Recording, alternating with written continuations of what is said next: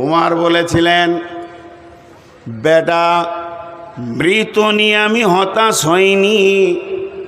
যেদিন আমার প্রাণ দিয়েছেন মাবুদ, মতের খাতাতে নাম দিয়ে দিয়েছেন, কিন্তু আমি হতাশ হচ্ছি বিদায়কালে যার কাছে আমি চললাম, যে রবের কাছে আমি চললাম, সে রবকে আমি কি দেখাবো, এই রকম একটা আমল খুঁজে পেছি না।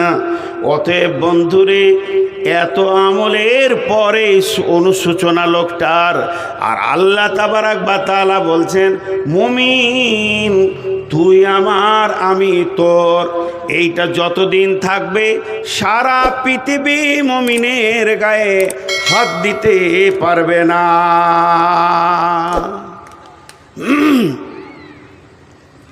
খুব হুঁশিয়ার। আজকে আমাদেরকে বাঁচতেই হবে মান সম্মান ইজ্জত নিয়ে।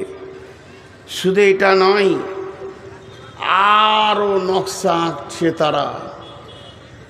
মান সম্মান ইজ্জত, ডিটেকশন ক্যাম্প, সেখানে কি হয়, কি অবস্থায় মানুষ থাকে দেখার শখ গেলে একবার আসাম থেকে ঘুরে আসেন, পাসপোর্ট লাগবে না।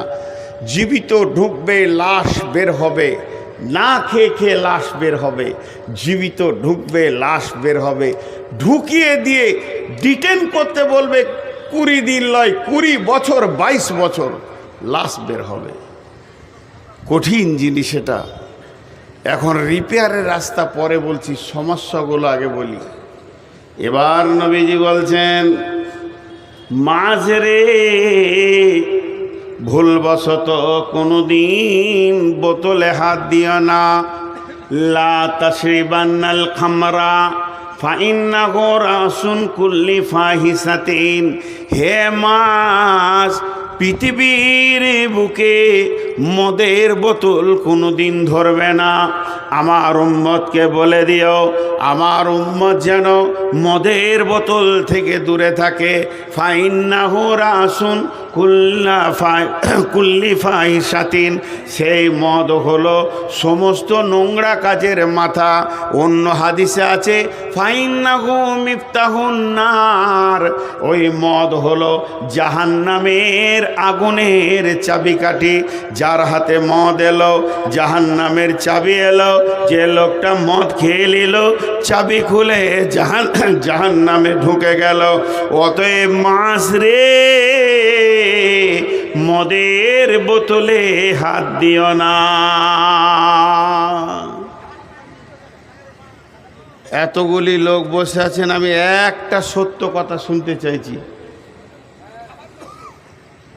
ইমানদারের মতো বলবেন, আজকে মুসলমানের যুবক মদ খায় না? দুজনা বলেছে, আমি সবারই মুখ থেকে শুনতে চাইছি, মদ খায় না? লাইন শেষ। কে হাসছে? মেন্টাল রুগী নাকি? এটা আফসোসের কথা। মদ খায়। এবার 3 নম্বরটা বলবো, ওই যুক্তিটা আপনি খুঁজে পেয়ে যাবেন। কোন যুক্তিটা? 2টা হাদিস বলবো। বিসমিল্লাহির রহমানির রহিম। ওয়া ইয়াকা ওয়াল মাসিয়া ফাইন্না বিল মাসিয়াতি হাল্লুন সাকাতুল্লাহি। ওয়া ইয়াকা ওয়াল মাসিয়া ফাইন্না বিল মাসিয়াতি হাল্লুন সাকাতুল্লাহি। মাঝরে, যে গ্রামে, যে এলাকায়, যে বস্তিতে, যে পঞ্চায়েতে, রাজপথে, গ্রামের মেন রোডে, রাজপথে, দিনের আলোতে, দিবালোকে কাবিরা গুনাহ প্রকাশ্যে করবে, আল্লাহর গজব তখন নাজিল হবে।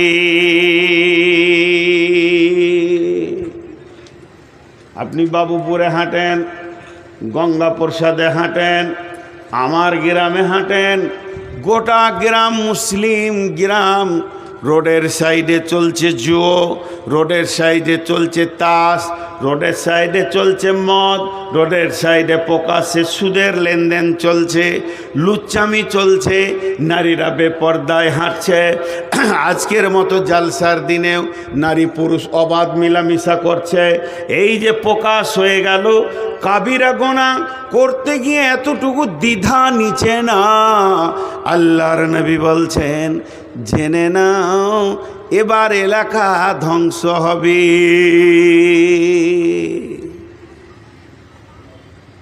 1800 লোক গুনাহতে মেতে আছে।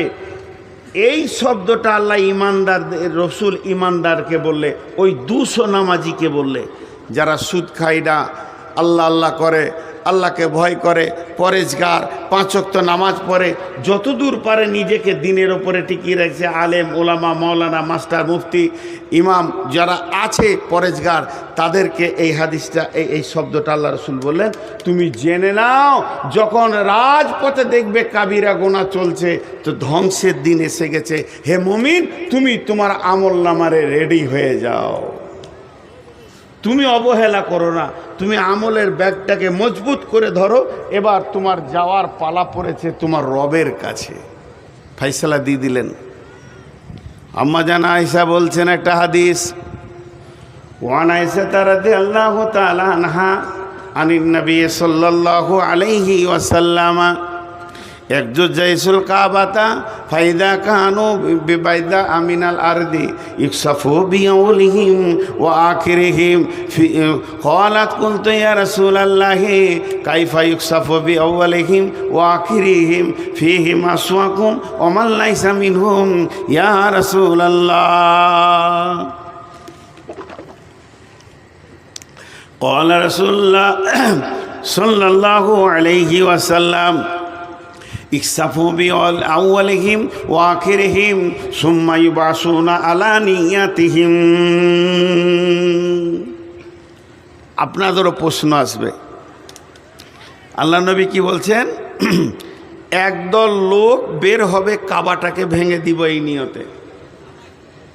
একদল লোক কাবা ভাঙার নিয়ত করে বাড়ি থেকে বের হয়ে সেরকম অস্ত্র শস্ত্র নিয়ে হাজির হবে। তারা চলতে চলতে চলতে চলতে যখন কাবার কাছে গিয়ে পৌঁছাবে তখন রাত হয়ে যাবে। তারা বলবে এখন রাতে ঘুমিয়ে লাও, আরাম করে লাও, সকালে উঠে কাবাকে ভেঙে দিব। আর যখনই তারা ঘুমিয়ে যাবে ওই রাত্রে আল্লাহ ভূমিকম্প দেবে ওই এলাকায়। ইকসাফু বিআউলিহিম ওয়া আখিরিহিম। ওই ভূমিকম্পটা এত ভয়ানক হবে, বাচ্চা, শিশু, নারী, পুরুষ, ইমানদার, বেঈমান, চোর, লম্পট, নামাজি, পরেজগার সব এলাকায় মারা যাবে। প্রশ্ন হয়ে গেল, কাবা ভাঙবে কটা লোকে, মরবে কেন সবাই? প্রশ্ন তো আপনাদের দূরের কথা, আম্মা জান আয়েশা নিজে বলছেন, আমি নবীজিকে জিজ্ঞেস করলাম কাইফা ইকসাফু বিআউলিহিম ওয়া আখিরিহিম ফীহিম আসওয়াকুম ওয়া লাইসা মিনহুম। ও নবীজি গো, কেন সবাই মরবে? ওখানে এমনও লোক ছিল ওদের সমর্থিত ছিল না, ওদের সমর্থনে ছিল না, বরং তারা নামাজ পড়ে ঈশা পড়ে শুয়েছে। তাদের নিয়ে ছিল ফরজ পর্ব, তাদের ফজর পর্ব, তাদের নিয়ে ছিল আপনার কিনা গভীর রাত্রিতে তাহাজ্জুদ পর্ব। পরেজগার মানুষ শুয়েছে, এও মরে যাবে, আপনি বলছেন কেন মরবে? নবীজি বললেন ইকসাফু বিআউলিহিম ওয়া আখিরিহিম সুম্মা ইউবাসুনা আলা নিয়াতিহিম। মরবে একসঙ্গে, ফাইসালা হবে আলাদা। একটা উদাহরণ দিলে বুঝতে পারবেন। উদাহরণটা একটু ধ্যান দিয়ে শুনেন, আল্লাহর রাস্তে বলছি। আপনার এখানে মহিপাল স্টেশনটা ছোট স্টেশন, আর সব স্টেশন আছে, জঙ্গিপুর আছে ধরেন। জঙ্গিপুরে 500 লোক গাড়িতে ওঠার জন্যে কামরূপে উঠবে বসে আছে। 500 লোক দিয়ে কামরূপ এসে যখন দাঁড়ালো 500 লোক উঠে গেল, 500 লোক উঠে গেল। আর এই কামরূপ গিয়ে যখন হাওড়া স্টেশনে দাঁড়ালো তখন 500 লোক নেমে গেল। তাহলে এরা একসঙ্গে একটা গাড়িতে গেল, একসঙ্গে একটা গাড়িতে চড়লো, একসঙ্গে একটা প্ল্যাটফর্মে নামলো। আর হাওড়া প্ল্যাটফর্মে নামার পর গেট দিয়ে যখন বের হচ্ছে তখন 500 লোক একদিকে লয়, 500 লোক নিজের নিজের কাজের দিকে দৌড়ছে। তো এই ট্রেনটা হলো গজব। পৃথিবীতে ট্রেন আসবে মানে গজব আসবে, মার মার কাট কাট, মার মার কাট কাট, মুসল্লি মার, নামাজি মার, বেনামাজি মার, মার মার যখন চলবে তো মমিনও মরবে, বেঈমানও মরবে, সব একসঙ্গে মরবে, মত একসঙ্গে, জোয়াও একসঙ্গে। যখন এরা গিয়ে কিয়ামতের প্ল্যাটফর্মে দাঁড়াবে তখন রাস্তা ভাগ হবে, মমিন যাবে জান্নাতে আর বেঈমান যাবে জাহান্নামে। ওই জন্যে বিশ্বনবী বলছেন, হে মাঝ, যখন তুমি দেখবে পূর্ব দিকে কালো ঘন আঁধার মেঘ উঠেছে, তাহলে মেঘ দেখলে লোক নিজে নিজের ঘরে ঢুকে গেল। কিন্তু যে লোকটা ভুট্টা শুকাতে দিয়েছে, জও শুকাতে দিয়েছে, গম শুকাতে দিয়েছে, ও কি শুতে পারবে? ও শুতে পারবে না, ও তখন ওগুলো গুটোবার জন্য ব্যস্ত। আপনি কি কোনো কাজে ব্যস্ত আছেন? ওটা নিয়ে আপনি কেন বসতে আছেন? আপনাকে বলবে এটা কেন? আপনি নেবেন কেন কথাটা? প্রচুর ডিস্টার্ব হচ্ছে আমার এই সামনে, আপনারা হাঁটছেন তো। আরে পেছনে কি কোনো রাস্তা নাই? না আমি পাপ করেছি? আমার মাথা কেটে যাচ্ছে, আমি লাইনটাকে রাখতে পারছি না যে কোনটার পর কোনটা বলবো। কার মোবাইল আছে কেন ভেঙে ফেলে দাও। যার মোবাইল আছে তার হুঁশ না, মোবাইলের দরদ দেখেছে। একটা কথা বলছি তখন এখানে টিকটিকির মতো টিরিক টিরিক টিরিক টিরিক করছে। আজীব ব্যাপার, কিছু বলতে পারছি না। তো যখন কিয়ামতে পৌঁছাবে রাস্তা বিভাজন হয়ে যাবে, তাহলে মুখ দিকে মেঘ উঠলে যার জিনিস শুকাইতে দেওয়া আছে তার ঘুম হবে? কথা বলেন, তার ঘুম হবে? গোটাও গোটাও। আল্লাহ নবী বলছেন, হে মাঝ, তুমি যখন দুপুরে মসজিদে নামাজ পড়তে যাবে, কিংবা তুমি মার্কেটে রেখে যাবে, কিংবা তুমি রাস্তায় হাঁটবে, কিংবা গায়ের ভিতরে কোনো কাজে ঘুরবে, আর তোমার চোখে যদি একটা জিনিস পড়ে যায়, কাবিরা গোনা রাজপথে প্রকাশ হয়ে গেছে, মানুষ কাউকে লুকিয়ে করছে না, সামনে সামনে কাবিরা গোনা করছে, মদ খেয়ে মাতাল রাজপথে হাঁটছে, বলার কেউ নাই। মাঝ রে, ওখান থেকে তুমি জেনে নিও ধ্বংসের দিন পৌঁছে গেছে, আর বেশি দিন লাগবে না, ধ্বংস অনিবার্য কাছে পৌঁছে গেছে, ধ্বংস হয়ে যাবে পৃথিবীতে। এই কথা বললেন নবীজি। কেন বললেন? তার মানে পানি হবে। তুমি আমল নামাগুলো গুটো। হে 200 জন আমল কারণেওয়ালা, তোমরা তোমাদের আমলের ভেতরে মজবুত হয়ে যাও, আমলকে নষ্ট করিও না, আমলকে গুটিয়ে মজবুত হয়ে যাও। এই ধ্বংসী তোমাকে জান্নাতে যেতে হবে। তার মানে পৃথিবীতে গজব আসলে পরে বেঈমানের বেঈমানিতে গজব আসবে, মুমিনের জন্য আলাদা গজব আসবে না। বেঈমানের বেঈমানিতে মুমিনরাও মরবে, আর ওই এতে কিয়ামতের মাঠে ফয়সালা পাবে, জান্নাত যেতে হবে। আহা, পানি কি ওই দিকেই আছে? আর 4 বোতল পৌঁছিয়ে দেবো।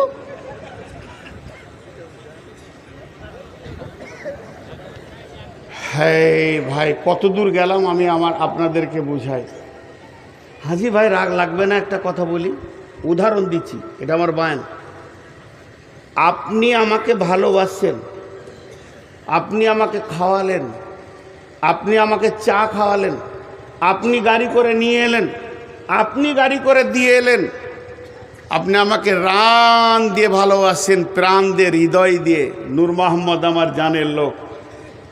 আর আপনি যখন আমার ঘরে, আমার গ্রামে কোনো কাজে গেছেন, আমার ঘর যাননি, কোনো কাজে আমার গ্রামে গেছেন, আর মসজিদে আমার সঙ্গে দেখা, আপনি বলছেন আসসালামু আলাইকুম, আর আমি হাতটাকে ফাজলামো করতেছি। আচ্ছা বলেন, আপনার মনে কত রাগ হবে? কত রাগ হবে বলেন? এরপরে যখন আমি আসবো তো আমার লেগে জিলাপি ভাজানে খুঁজে বেড়াবেন? ঠিক করে বলেন।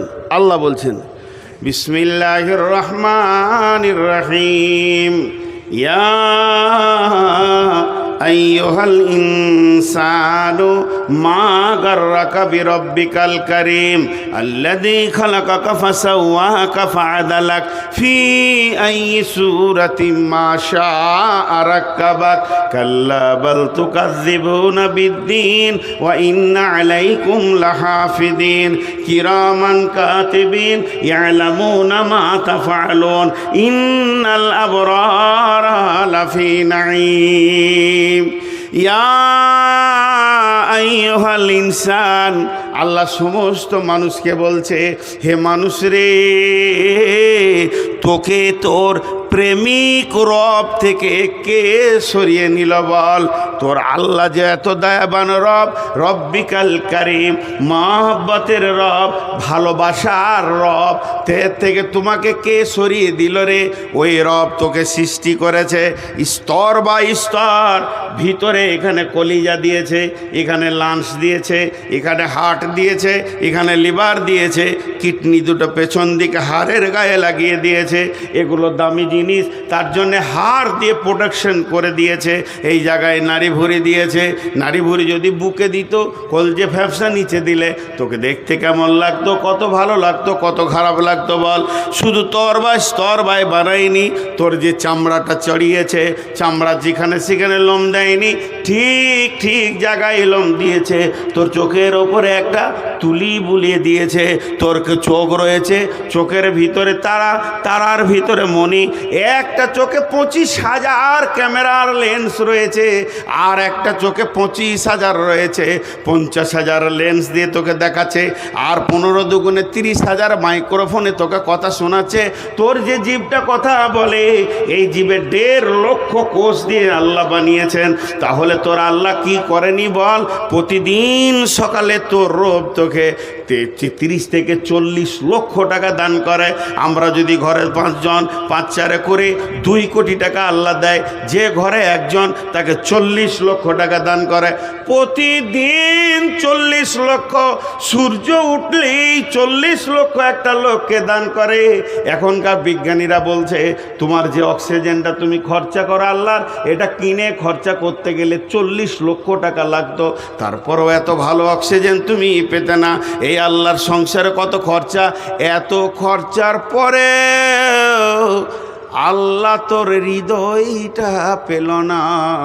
মসজিদে যখন ডাকছে তোকে, হাইয়া আলাস সালাহ, তখন বিড়ি ধরিয়ে মসজিদের সামনে দিয়ে হেঁটে যেতিস। তোকে মারবে না তো কার পিঠের চামড়া উঠবে? আল্লাহ এত প্রেম দিয়ে, এত মহব্বত দিয়ে, আদর করে টেকে তোকে মসজিদে পেছে না, তোকে পিঠে চামড়া তুলবে না তো কার তুলবে? এটা পার্টিকুলার মুসলিমের জন্য হয়ে গেল কথাটা। মুসলিম ছাড়া গায়ের মুসলিমদের কথা বলেন একবার, তো গায়ের মুসলিমদের কথাটা এক কথায় মরে যাবে, শেষ। ওরা আল্লাহর সাথে আপোষ করে নিয়েছে। নামাজ রোজা করব না, মূর্তি পূজা করব, যেহেতু বিশ্বনবী বলে দিয়েছেন, আর দুনিয়া ও সিজনুল লিল মুমিনি ও জান্নাতুল লিল কাফের। ওরা হই হুল্লোড় করবে, ডিজে বাজাবে, নাচবে, কারণ ওদের জন্য পৃথিবীটা হলো জান্নাত। এটা হলো আপোষ করে লিয়া বলা হয়। আল্লাহকে বলেছে তোকে মানবো না দুনিয়াতে, আল্লাহ বলেছে ঠিক আছে আখেরাতে জাহান্নাম যাবি, ঠিক আছে ওটা আমরা নিয়ে নিলাম, জাহান্নামটা আমরা নিয়ে নিলাম, দুনিয়াতে মানবো না। ডিজে নিয়ে নাচবো, কুদবো, লাফাবো, গাইবো, আমাদের কোনো আর দলিল পর্চার কিছু দরকার হবে না, কোরআনও মানবো না। ওদের সঙ্গে আপোষ হয়ে গেছে। পার্টিকুলার থাকলো শুধু মুমিন, যারা নিজেকে দাবি করে আমি আহলে কোরআন, আহলে হাদিস, আমি মুসলমান, সেই মুসলমান পার্টিকুলার দাঁড়িয়ে থাকলো শুধু এই রাস্তাতে। হাজি ভাই, আফসোস লাগবে না? আল্লাহ আমাদের যা করেছে তার উপরে আফসোস লাগবে না? একটা ছোট্ট কথা বলছি, একটা বিয়ে বাড়ির দিকে খেয়াল করেন। হয় আমার মেয়ের বিয়ে, নাই আপনার মেয়ের বিয়ে, নাই আমার এই বাবাজি। বাবাজি বলছে মানে আমার বাপের নাম ইরফান। তো এই বাবাজির মেয়ের বিয়ে কি ছেলের বিয়ে? একটা বিয়ে বাড়িতে আপনি সিবিআই হয়ে বা ইন্সপেকশন করতে যান, ইন্সপেক্টর হয়ে, দিয়ে কতগুলো সহি হাদিসের ওপরে চলছে দেখেন। আমি একটা উদাহরণ দিই, ও বহু জায়গায় দিই, যে আমার বেটার বিয়ে মনে করেলেন, কথার কথা বলছি, আমার বেটার বিয়ে। তো আমার দুটো বেটির বিয়ে আগে হয়ে গেছে, তাহলে দুটো জামাই আছে। একটা বিয়ে বাড়িতে লোক জমা হয় চারিদিক থেকে। আমার বড় বেটির পক্ষে কিছু লোক এলো, ছোট বেটির বিয়ে দিয়েছি তার শ্বশুরবাড়ির লোক এলো, বড় বেটার বিয়ে দিয়েছি তার শ্বশুরবাড়ির লোক এলো, আমার বিয়ে হয়েছে সালা সমিতি সব এলো, আমার ভাই বধ সব এলো, আমার বিবির বংশে যত আছে তারা এলো, এই করে করে 400 লোক হয়ে যায়। 400 লোক গনগন করছে। আমাকে মৌলবি মনে করিয়েন না, আমি সাধারণ মানুষ। জোহরের নামাজ পড়তে যে মনে মনে ভাবছি কালকে 400 লোক খাবে আমার ঘরে, কত কষ্ট করে টাকা, ভুট্টা বেচার টাকা, বেটারা দৌড়ে বেড়াইছে, গরু কিনে নিয়েছে, খাসি জবাই করছে। আহারে, মসজিদের ইমামটাকে দাওয়াত দিই, এটা আমার আল্লাহর লোক, আল্লাহর ঘরের লোক, আল্লাহর তরফের কুটুম। আমার বিবির তরফের লাই, আমার শালার তরফের লাই, আমার বেটির তরফের লাই, বেটার তরফের লাই, আল্লাহর তরফের কুটুম। যখনই এটা মনে মনে করলাম, তাই ইমাম সাহেবকে বললাম, ইমাম সাহেব আজকে তো শনিবার, কালকে রবিবার বাদ দে, বুধবার বাদ দে, বৃহস্পতিবার আমার ঘরে অলিমা ভোজ হবে, ভাই থাকবেন? তো ইমাম সাহেব খুশি হল, আলহামদুলিল্লাহ, ঠিক আছে ভাই থাকবো। সেই সাথে সাথে মাদ্রাসার শিক্ষকগুলোকে দাও দিলাম 20-50টা, কারণ ওরা আমার রসুলের মেহমান, আল্লাহর তরফের মেহমান, রসুলের তরফের মেহমান। ঘটনা বলছি, ধ্যান দিয়ে শুনবেন।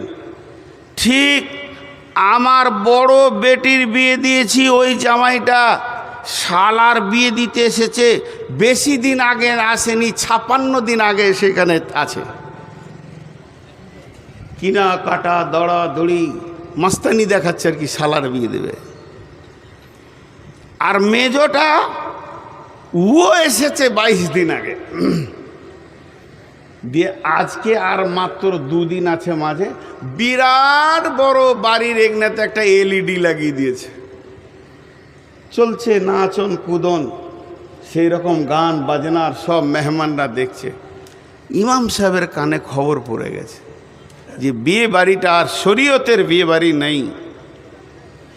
ইমাম সাহেব হালকা করে আমাকে জোহরের সময় বলছে যে দাওয়াত আপনি দিলেন, ঠিক আছে যেতে হয়, কিন্তু আমার একটু অসুবিধা ভাই, আপনি ওটা কিছু মনে করিয়েন না।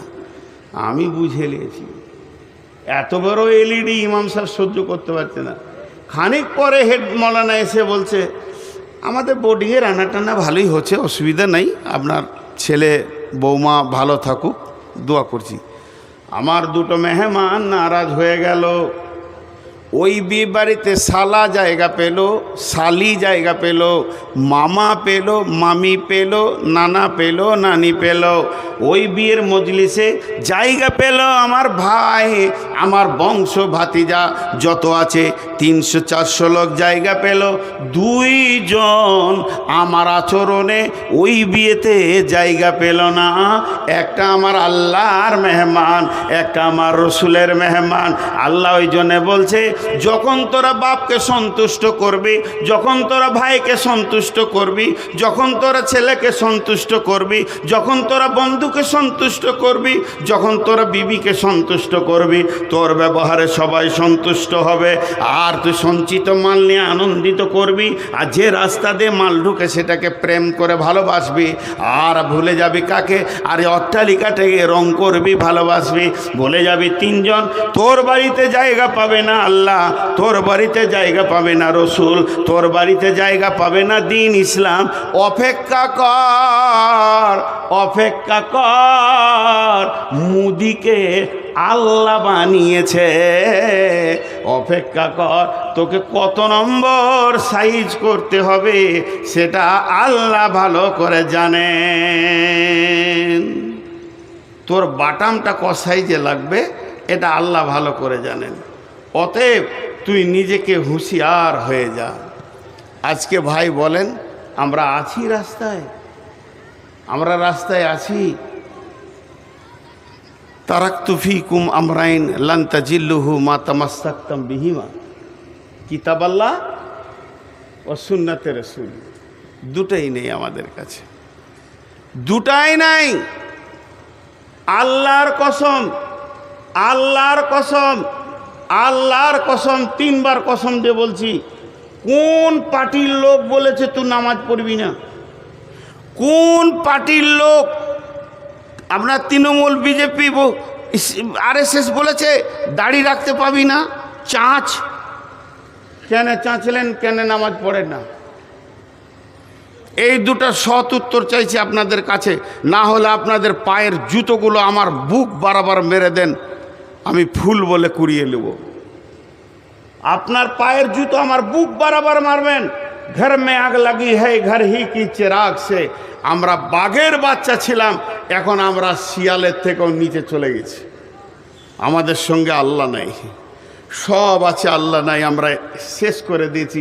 একটা গল্প শুনেছিলাম একটা আলেমের কাছ থেকে, তিনি খুতবাতে বলেছিলেন যে একজনা বিরাট বড় বাড়ি তৈরি করেছে, বুজুর্গ মানুষ, আল্লাহওয়ালা মানুষ, পরেশগার মানুষ, হাজি সাহেব মানুষ, ওকে মিস্ত্রি লিখে দিয়েছে 800 কি 60 কি 70 কিউবিক কাঠ লাগবে, তবেই তোমার দরজা জানালা সব হবে।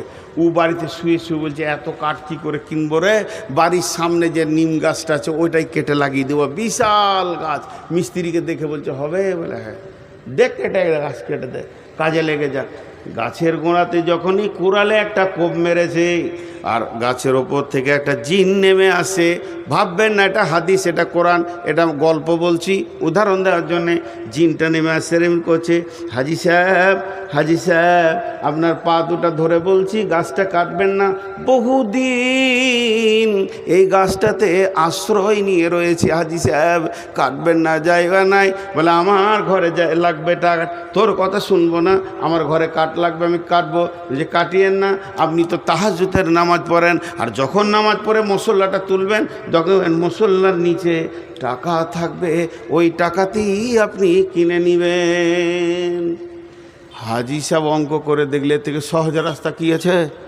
গাছ কাটো, ফাড়ো, ট্রাক্টরে নিয়ে যাও, নিয়ে আসো, এত ভেজাল কী পাবো? মাল কিনে নিব, তাহাজ্জুদে নামাজ পড়ে মসল্লাটা তুলছে, দেখছি 2000 টাকা আছে। সুবহান আল্লাহ, শুকরান, আলহামদুলিল্লাহ। প্রতিদিন 2000 করে এলেই তো চাল শুরু হয়ে যাবে। পরের দিন 1000, তারপর দিন 500, তারপর দিন 200, তারপর দিন 100, তারপর দিন নাই। যখন নাই তখন বলছে চ গাছ কাটবো। আবার গাছ কাটতে গেছে, হাসছেন। আফসোস করার জন্য বলছি, যেই গাছে কোপ মেরেছে ওই জিনটা নামছে আর বলছে আর একটা কোপ দিবি তো জানে শেষ করে দেবে। খালে আর একটা কোপ দে, খালে আর একটা কোপ দে, জানে শেষ করে দিব।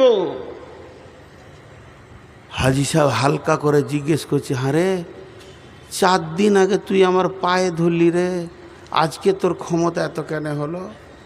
জিনটা বলছে আমি খবিস জিন, বদমাস জিন, তোমার কাছে থাকি, আমার বংশ বুনিয়াদ নিয়ে থাকি। প্রথম দিনই তোমাকে মারতে এসেছিলাম, যখন আমি মারতে এলাম তখন তোমার ডানে বামে ফেরেশতা দাঁড়িয়ে রয়েছে, আমাকে ইশারা করছে গায়ে হাত দিবি না, এ আল্লাহর বান্দার গায়ে হাত দিবি তো তোকে এখনই মেরে চাটনি বানিয়ে দেবো, তোর বংশ বুনিয়াদ উড়িয়ে দেব। আমি টাকার লোভ দেখিয়ে দিলাম, তোমার ইমানটাকে কিনে নিলাম, তোমার ইমান ফিউজ হয়ে গেছে। এখন তোমার কাছে একটা কুত্তাও নাই, ফেরেশতা তো দূরের কথা, তুমি এই গাছে হাত দিলে মেরে দেব। হে মুসলমান, যেদিন আমরা ইমানের বুনিয়াদে দাঁড়িয়েছিলাম আল্লাহকে বুকে নিয়ে, সেই দিন আমাদের জন্য পৃথিবীটা আসান হয়ে গেছিল। আজকে আল্লাহকে ছেড়ে দিয়ে আমরা রাস্তার গাধা হয়ে গেছি। একটাই উত্তর, আল্লাহকে যতদিন না ধরা হবে এর ইপিয়ার হবে না। যে জুলুম এসে গেছে, আঁধার আলো এসে গেছে, কিয়ামত কাছে গেছে, আর বেশি দিন নাই। এবার আমাদের দিন ঘনিয়ে গেছে। এখন একটাই কাজ, এটাকে যদি রিপেয়ার করতে হয় আল্লাহকে রাজি করে করতে হবে। জি বাস, জীবনে করব না। আপনি তো বলেছেন বায়ান করতে হবে, কালেকশন করতে হবে।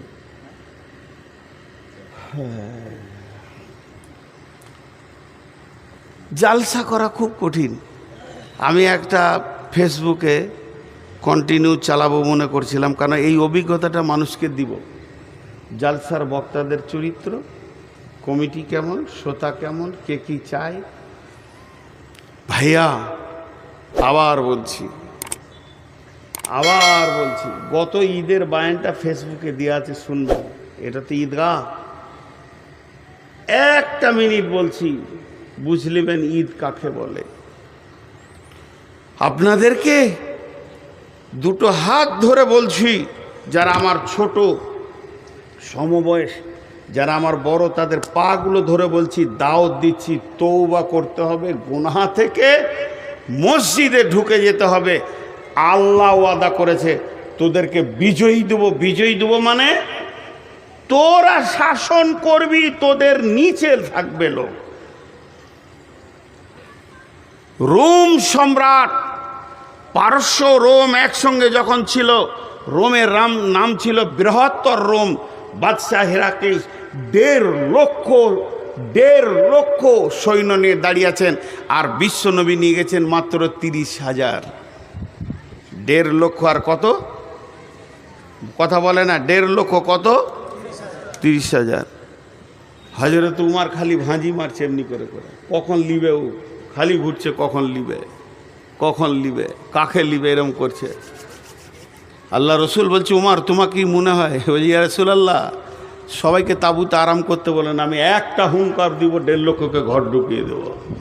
আমি সিংহের বাচ্চা, আমার বুকে একটা জিনিস আছে, আল্লাহ আছে, ঈমান আছে, এরা সব মুর্দা দেখছি আমি। এ ছিল মুসলমানদের পরিচয়। আজকে কি হলো? এলো রে কাল ভাদ্র কাল, বকরিতে চাটে বাঘের গাল। আজকে ইঁদুরে রাজ্য চালাচ্ছে, আর সিংহ ইঁদুরের অনুগত্য করছে। দেখছেন, একটা ফেসবুকে ছবি দিয়েছে, ইঁদুরে রাজ্য চালাচ্ছে আর সিংহ ওকে পাখা করছে, বিস্কিট খাওয়াচ্ছে, কেক খাওয়াচ্ছে ইঁদুরকে। তাই হয়ে গেছে, সিংহের বাচ্চারা নিজেদের সত্তা হারিয়ে দিয়েছে। একটা ছোট্ট গল্প করব, কথা অনেক, কিন্তু স্বল্প সময় নিয়ে একটা ছোট্ট গল্প করছি, শুনেলেন। একটা লোক শিকার করতে গিয়ে একটা বাঘের বাচ্চাকে ছোট্ট নিয়ে চলে এসছে। ঘরে এসে দেখছি তো বাঘের বাচ্চা, এ তো খাওয়া যাবে না, এ তো হারাম। তো কি করলাম, হরিণ শিকার করতে যে বাঘ নিয়ে চলে এসছে, দিয়ে ওকে ভেড়ার দলে রেখে দিয়েছে। বাঘের বাচ্চা মানুষ হচ্ছে ভেড়ার পরিবেশে, বাঘের বাচ্চা মানুষ হচ্ছে ভেড়ার পরিবেশে। মানুষ হতে হতে একটা বড় বাঘ হয়ে গেছে, এদিকে গোঁতা মারে, ওদিকে গোঁড়াতা মারে, ভেড়ার সঙ্গেই থাকে।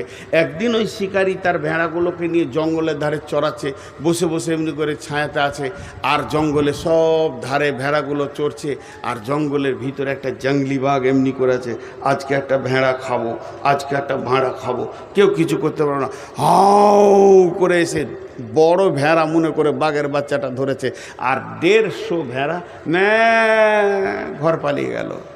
এক সাউন্ডে ময়দান খালি। কামড়াতে গিয়ে দেখছি তো বাঘের বাচ্চা, ওর মাথার কাজ করছে। এই বাঘের বাচ্চা ভেড়ার দলে কেন? ওকে বুঝাইছে, তুই যে বাঘের বাচ্চা রে। ও বলছে ওকে নদীর ধারে কান ধরে টেনে নিয়ে গেল। দেখ, তোর খুন নাই, আমার খুন নাই, তোর হাতের থবা, আমার হাতে থবা, তোর নখ আছে, আমারও নখ আছে, তোর গায়ে দাগ আছে, আমার গায়ে দাগ আছে, আমার যেমন গোঁপ আছে, তোরও গোঁপ আছে। তো আমার মতো একবার হাউ করবি, 150 ভেড়া করে ময়দান ছেড়ে চলে যাবে। আমি একাই 150কে ঘর ঢুকিয়ে দিলাম। তা তুই ওদের ভিতরে কি করেছিলি? আমার মতো একবার হাউ কর, ওকে শিখাচ্ছে। ও তখন বলছে তখনই মাথায় আফসোস করে হাত দিয়ে বলছে, এলো রে কাল ভাদ্র কাল, বকরিতে চাটে বাঘের গাল। তুই নিজের জীবনের সত্তাটাকে ভেড়ার দলে থেকে থেকে থেকে থেকে থেকে থেকে থেকে থেকে থেকে থেকে শেষ করে দিয়েছিস। মুসলমান, তোমার জায়গা ছিল মসজিদে, তোমার জায়গা ছিল মাদ্রাসায়, চায়ের দোকানে বসে বসে বসে বসে বসে বসে বসে বসে, আর পার্টির দলে বসে বসে, পঞ্চায়েতে বসে বসে বসে বসে সত্তাটাকে হারিয়ে দিয়ে ভেড়াতে পরিণত হয়ে গেছে। এখন বেঈমানরা জেনে নিয়েছে এদের ঈমানও নাই, এদের কাছে আল্লাহও নাই, অতি তাড়াতাড়ি গ্রাস করা যাবে। এই জন্য ওরা নেমেছে, হাজার চেষ্টা করলেও হবে না। তবে আল্লাহ একটা ওয়াদা করেছেন, যদি আমরা করতে পারি, সেকেন্ডে ঘুরে যাবে। 1 দিন লাগবে না, 1 মিনিট লাগবে না। আল্লাহকে ব্যালট লাগে না, আল্লাহকে ভোট লাগে না, আল্লাহকে ইভিএম মেশিন লাগে না। আজকে বেঈমানের হাতে আছে ভারতবর্ষ, কালকে ইমানদারের হাতে চলে যাবে। এটা আল্লাহর কাছে কোনো ব্যাপারই নাই, ব্যাপারই নাই, ব্যাপারই নাই, ব্যাপারই নাই। আল্লাহ ওটা কোথা বলছেন? বিসমিল্লাহির রহমানির রহিম, ফালিয়াবুদু রব্বাহা যাল বাইত আল্লাযী আত'আমাহুম মিন জু'ইন ওয়া আমানাহুম মিন খাউফ। এই যে মসজিদের দিকে আঙুল তুলে বলছি, আয়াতটা নাজিল হয়েছে কাবাকে কেন্দ্র করে। আমি এই মসজিদটাকে সামনে রেখে বলছি, আপনাদেরকে বলছি, হাত দুটো ধরে বলছি, পা দুটি ধরে বলছি, ফালিয়াবুদু ফালিয়াবুদু রব্বা হাযাল বাইত। কাউকে রাজি করতে হবে না। 25-30টা মন্ত্রী আছে, তাদেরকে রাজি করতে হবে না, আর উপায় ধরতে হবে না, কাউকে সাজদা করতে হবে না, সকলকে ছেড়ে দাও। এই ঘরের যে মালিক আছে তার ইবাদত করো। ওর ইবাদত করলে দুটি লাভ হবে। কোরআন বলছেন, আল্লাহ বলছেন, এটা এক তিল পরিমাণ মিথ্যা নয়। আমি বলতে গিয়ে বুঝাতে পারছি না, এটা স্বীকার করে নিব, কিন্তু আল্লাহ যা বলেছেন সেটা ঠিক। ওই ঘরের মালিককে যদি ইবাদত করা হয়, ওই ঘরের মালিককে যদি রাজি করা হয়, ওই ঘরের মালিককে যদি আপন বানানো যায়, তাহলে লাভ হবে কি? আল্লাযী আত'আমাহুম মিন জু'ইন ওয়া আমানাহুম মিন খাউফ। ওই ঘরের মালিক প্রথমে তোমার অভাবকে দূর করে ঘরে বরকত ভরে দেবে, আর দ্বিতীয় নম্বর করবে কি? তোমাকে যে দিক থেকে মারতে আসবে ও আমানের দায়িত্ব নিয়েছে, নিরাপত্তার দায়িত্ব নিয়েছে। হযরত উমর বাড়ি থেকে বেরিয়ে গিয়েছিলেন। উমরের মতো দুশ্মন কে আছে ইসলামের? রসুলের দুশ্মন কে আছে? হযরত উমরের মতো বিখ্যাত দুশ্মন কে আছে? যার পাগুলো চলেছিল রসুলের দিকে গিয়েছিল এই নিয়তে যে গর্দনটা ফেলে দিব, কিন্তু সামান্য আল্লাহ ইন্নাকা লা তাহদি মান আহবাবতা ওয়ালাকিন্নাল্লাহা ইয়াহদি মান ইয়াশা, তার বোন বোনাইকে দিয়ে তার এমন ইমান পরিবর্তন করে দিলে নিজের গর্দনটা নবী মুহাম্মদের কাছে দিয়ে চলে এলো। তো আল্লাহ আজকে রাতে শুবেন, সবাই এখন শুবেন বিছানায়, জানবেন যে মোদি, নরেন্দ্র দামোদর মোদি আমাদের প্রাইম মিনিস্টার, তিনি হচ্ছেন হিন্দু মুসলিম বিদ্বেষী। আগামীকাল সকালে উঠে দেখবেন উনি কালেমা পড়ে নিয়েছেন। আল্লাহ পারবে, এ ক্ষমতা আল্লাহর আছে। আল্লাহ তো বলছে তোরা আমার অনুগত স্বীকার কর, আর না হলে পিঠের চামড়া যাবে, কাঁদবি, লাভ হবে না, লাভ হবে না। তো আমি 1 মিনিট আপনাদের সামনে, আপনারা কোনো চঞ্চলতা হবেন না, আমি কথা বলছি, কথার মধ্যে শুনেন। তো এবার সমাধানের কথা বলতে শুরু করলাম। সমাধান ওই একটাই রাস্তা দিলাম, যেটাতে আল্লাহ তাবারাক ওয়া তাআলা আপনার আমার সমাধান রেখেছে, একমাত্র আল্লাহই দিতে পারবে। আজকে আমার ঘরে একটা কুকুর আছে, এটা রাস্তা, ওই ধারে মাস্টারের ঘরটা একটা কুকুর আছে। মাস্টারের ঘরে কুকুরটা মাস্টার ভালোবাসে, আমারটা আমি ভালোবাসি। এই কুকুরটা যদি মাস্টারের ঘরে ঢুকে যায়, আর মাস্টারের কুকুরটা যদি আমার ঘরে ঢুকে যায়, তাহলে রুটির পরিবর্তে লাঠি পাবে, পিটে পিটে বার করবে ওকে ঘর থেকে। তা আমরা হলাম আল্লাহর গোলাম। যতদিন আল্লাহকে জড়িয়ে ধরে থাকবো, আমাদের গায়ে যদি কেউ হাত দেয় তো বলবে, আমার গোলামের গায়ে তুই হাত দিবি তো তোর চামড়া তুলে দিব। কিন্তু আমরা যখনই মসজিদ ছেড়ে পঞ্চায়েতকে ইবাদতে গা বানাবো, তখন থেকে পিঠের চামড়া উঠতে শুরু হবে। আর যত মসজিদের সময় না দেয়, তার থেকে পার্টিও বেশি বেশি সময় দেয়, ভাবে হয়তো এটাই সমাধান। জি না, সহজ রাস্তা হচ্ছে আল্লাহকে জড়িয়ে ধরতে হবে। আল্লাহ কি বলছেন? ওয়াদাল্লাহুল্লাযীনা মিনকুম ওয়াদাল্লাহুল্লাযীনা আমানু মিনকুম ওয়া আমিলুস সলিহাতি লা ইস্তাখলিফান্নাহুম ফিল আরদি কামা ইস্তাখলাফাল্লাযীনা মিন কাবলিকুম। আল্লাহ তাবারাক ওয়া তাআলা বলছেন, হে মুমিন, তোমাদের সঙ্গে আমি ওয়াদা করছি, তোমরা ভালো আমলে ঢুকে যাও, 100তে 100% ঢুকে যাও। আমি তোমাদেরকে এমন বিজয়ী দিব, যেমন বিজয়ী তোমাদের পূর্বপুরুষেরা দেখেছে। ভাইয়া, জি ভাইয়া, ঈদ আনন্দ কাকে বলে? ঈদগাহ, আমরা ঈদ করবো আনন্দ। জি, ঈদ তো সব মুসলমানদের সেকেন্ডে সেকেন্ডে ঈদ। মুসলমান যখন তওবা করবে তখন ঈদ, মুসলমান যখন মদ খাওয়া ছাড়বে সেটা ঈদ, মুসলমান যখন গুনাহ ছাড়বে তখন ঈদ, মুসলমান যখন কাউকে ক্ষমা করবে তখন ঈদ, মুসলমান কারো কাছে ক্ষমা পাবে সেটা ঈদ, মুসলমানের জুমার দিনটা হলো ঈদ, মুসলমান যেদিন 5 ওয়াক্তের নামাজ জামাতের সঙ্গে পড়বে সেটা ঈদ। ঈদের শেষ নাই, ঈদের শেষ নাই। মুসলমানদের সব থেকে বড় ঈদ হলো যে ঈদটা শুরু হবে আর শেষ হবে না। এগুলো তো ফুরন্ত ঈদ, এগুলো তো শেষ হয়ে যাবে। ওই ঈদটা শেষ হবে না যেদিন আল্লাহ মুসলমানকে ডেকে ডান হাতে সার্টিফিকেট দিয়ে বলবে, বান্দা আমি তোর উপরে রাজি আছি, জান্নাত যা। এটাই হবে অফুরন্ত ঈদ। ভাইয়া ঈদ গায়ে আছি আমরা তো, কোনো আল্লাহর গোলাম আছেন? আজকে যত সমস্যার কথা বললাম মাত্র 5 সেকেন্ডে কথা বলে ছেড়ে নিব। আল্লাহকে ছেড়েছি, মার খেতে শুরু করেছি, এখন একটাই রাস্তা, ঘুরিয়ে গিয়ে আল্লাহর কাছে উবুর হয়ে পড়ব। আমাদের পৃথিবী আমাদের হাতে আল্লাহ আবার ফিরিয়ে দেবেন। কেউ উঠবেন না, মাত্র 6 মিনিট উঠবেন না, 6টা মিনিট। কোনো আল্লাহর গোলাম আছেন? 20,000, 50,000, 10,000, 1,000, 5,000 দেনেওয়ালা কেউ আছেন? আপনি আপনার মন মতো বলেন। কোনো আল্লাহর গোলাম আছেন? ওই তোমরা রেডি হও। কোনো আল্লাহর গোলাম আছেন? 10,000, 20,000 দেনেওয়ালা? কোনো আল্লাহর গোলাম?